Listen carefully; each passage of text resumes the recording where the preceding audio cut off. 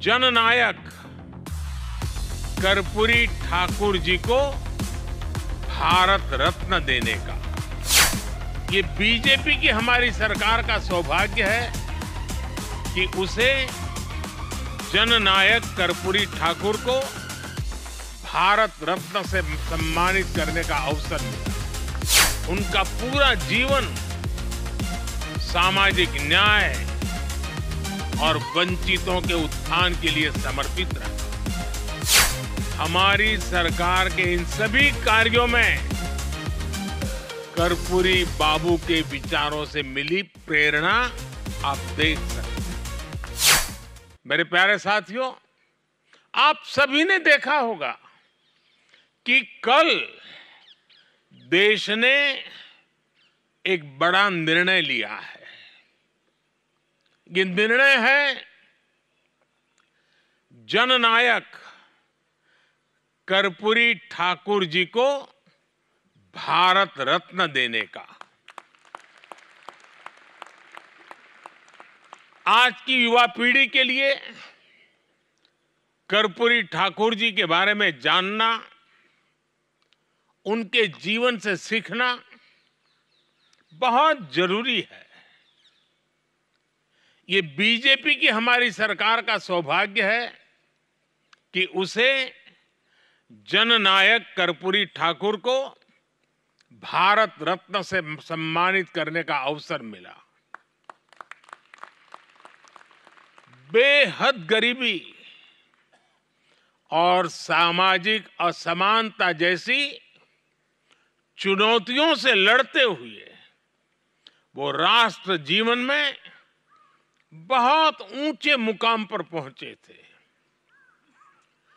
वो 2 बार बिहार के मुख्यमंत्री भी रहे थे। इसके बावजूद अपना विनम्र स्वभाव और समाज के सभी वर्गों के लिए काम करना कभी नहीं छोड़ा। जननायक कर्पूरी ठाकुर हमेशा अपनी सादगी के लिए जाने जाते रहे। उनका पूरा जीवन सामाजिक न्याय और वंचितों के उत्थान के लिए समर्पित रहा। आज भी उनकी ईमानदारी की मिसाल दी जाती है। गरीब का दुख समझना, गरीब की चिंता कम करने के लिए प्रयास करना, गरीब कल्याण को अपनी प्राथमिकता बनाना, गरीब से गरीब लाभार्थी तक पहुंचने के लिए विकसित भारत संकल्प यात्रा जैसे अभियान चलाना, समाज के पिछड़े और अति पिछड़े वर्गों के लिए निरंतर नई योजनाएं बनाना, हमारी सरकार के इन सभी कार्यों में कर्पूरी बाबू के विचारों से मिली प्रेरणा आप देख सकते हैं। आप सभी उनके बारे में पढ़ें, उनके आदर्शों को अपने जीवन का हिस्सा बनाएं। इससे आपके व्यक्तित्व को एक नई ऊंचाई मिलेगी। मेरे प्यारे नौजवान साथियों, आप में से कई लोग ऐसे भी होंगे जो पहली बार दिल्ली आए होंगे। गणतंत्र दिवस को लेकर आप उत्साहित हैं, लेकिन मुझे पता है कि कई लोगों को पहली बार ऐसी कड़ाके की ठंड का अनुभव हुआ होगा। हमारा देश तो मौसम के मामले में भी विविधताओं से भरा पड़ा है। इतनी ठंड और घने कोहरे के बीच आपने दिन रात रिहर्सल की और यहां भी गजब की परफॉर्मेंस दी। मुझे पक्का विश्वास है कि जब आप यहां से अपने घर जाएंगे तो आपके पास गणतंत्र दिवस के अनुभवों के बारे में बताने के लिए काफी कुछ होगा। और यही तो इस देश की विशेषता है। विविधताओं से भरे हमारे देश में सिर्फ एक राज्य से दूसरे राज्य में जाने भर से ही जीवन में नए अनुभव जुड़ने लग जाते हैं। मेरे प्यारे दोस्तों, आपकी पीढ़ी को आपके शब्दों में जेन जी कहा जाता है, लेकिन मैं आपको अमृत पीढ़ी मानता हूं। आप वो लोग हैं जिनकी ऊर्जा अमृत काल में देश को गति देगी। आप सभी जानते हैं कि भारत ने 2047 तक विकसित देश बनाने का संकल्प लिया है। अगले 25 वर्ष देश के लिए, आपके भविष्य के लिए बहुत अहम है। हमारा संकल्प है कि आपकी इस अमृत पीढ़ी का हर सपना पूरा हो। हमारा संकल्प है कि आपकी अमृत पीढ़ी के सामने अवसरों की भरमार हो। हमारा संकल्प है कि अमृत पीढ़ी के रास्ते की हर बाधा दूर हो। जो अनुशासन, फोकस माइंडसेट और कोऑर्डिनेशन मुझे भी आपके परफॉर्मेंस में दिखा, वही अमृत काल के संकल्पों को पूरा करने का आधार है। साथियों, अमृत काल की इस यात्रा में आप मेरी एक बात हमेशा याद रखिएगा कि जो करना है वो देश के लिए करना है।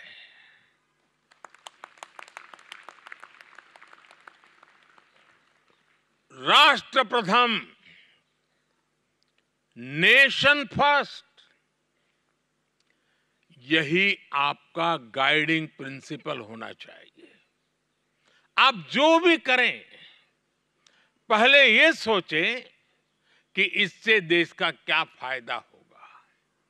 दूसरा ये कि अपने जीवन में कभी भी विफलता से परेशान नहीं होना है। अब देखिए, हमारा चंद्रयान भी, वो भी तो पहले चांद पर लैंड नहीं हो सका था, लेकिन फिर हमने ऐसा रिकॉर्ड बनाया कि चांद के दक्षिणी छोर पर पहुंचने वालों में नंबर 1 बन गए। इसलिए हार हो या जीत, आपको निरंतरता बनाए रखनी है। हमारा देश बहुत बड़ा है, लेकिन उसे छोटी छोटी कोशिशें ही कामयाब बनाती है। हर छोटे प्रयास का महत्व है। हर तरह का योगदान महत्वपूर्ण है। मेरे नौजवान साथियों, आप मेरी सबसे बड़ी प्राथमिकता है। आप में दुनिया को नेतृत्व देने की क्षमता है। मैंने लाल किले से कहा था, यही समय है, सही समय है।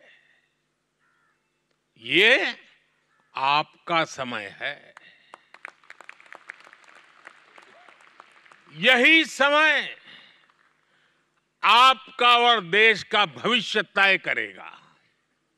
आपको अपने संकल्पों को मजबूती देनी है, ताकि विकसित भारत का लक्ष्य हासिल हो सके। आपको अपने ज्ञान का विस्तार करना है ताकि भारत की मेधा दुनिया को नई दिशा दे सके। आपको अपनी क्षमताएं बढ़ानी है ताकि भारत विश्व की चुनौतियों को हल करने में महत्वपूर्ण भूमिका निभा सके। सरकार अपने युवा साथियों के साथ कदम से कदम मिलाकर चल रही है। आपके लिए आज अवसरों के नए मार्ग खोले जा रहे हैं। आपके लिए आज नए सेक्टर्स में मौके बनाए जा रहे हैं। आपके लिए स्पेस सेक्टर में आगे बढ़ने के नए रास्ते बनाए जा रहे हैं। आपके लिए ईज ऑफ डूइंग बिजनेस पर जोर दिया जा रहा है। आपके लिए रक्षा क्षेत्र में प्राइवेट सेक्टर की जगह बनाई गई है। आपके लिए नेशनल रिसर्च फाउंडेशन को स्थापित किया गया है। 21वीं सदी में आपको किस तरह की आधुनिक शिक्षा की आवश्यकता होगी, हम इस पर फोकस करते हुए काम कर रहे हैं। हमने देश के एजुकेशन सिस्टम में रिफॉर्म किया है।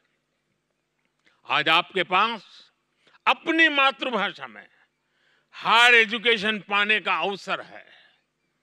आज आपके सामने किसी स्ट्रीम या सब्जेक्ट से बंधे रहने की बाध्यता नहीं है।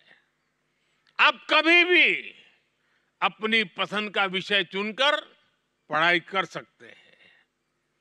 आप सभी को रिसर्च और इनोवेशन से ज्यादा जुड़ना चाहिए। अटल टिंकरिंग लैब से क्रिएटिविटी और इनोवेशन को बढ़ावा देने में बड़ी मदद मिलेगी। जो छात्राएं सेना के साथ जुड़कर करियर बनाना चाहती है, उनके लिए भी सरकार नए अवसर बनाए हैं। अब विभिन्न सैनिक स्कूलों में भी छात्राएं भी दाखिल ले सकती हैं। आपको पूरे विश्वास के साथ आगे बढ़ना है। आपका प्रयास, आपका विजन, आपका सामर्थ्य भारत को नई ऊंचाइयों पर पहुंचाएगा।